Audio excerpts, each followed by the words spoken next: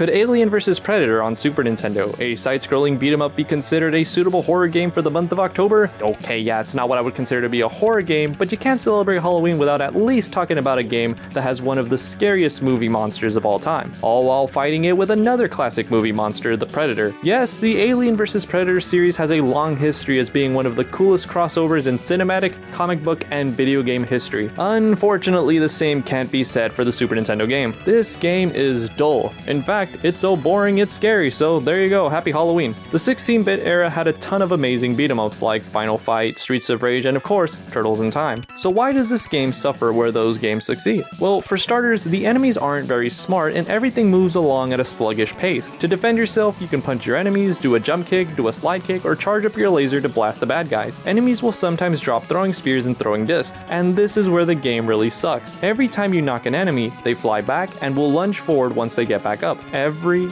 single time. You can even get the enemy stuck in the corner and just keep slide kicking until they're dead. This makes the enemy very predictable, and once you figure out a method of keeping the enemy down, you pretty much just repeat this until the end of the game. And the end of the game won't be reached until about an hour. This feels like an eternity. To throw in some variety, you can pick up an invisibility power-up, but One of the redeeming factors of Alien vs. Predator is that the bosses are pretty cool, like this giant gorilla alien or this giant bat alien, or the snake alien. Another plus for this game is the music.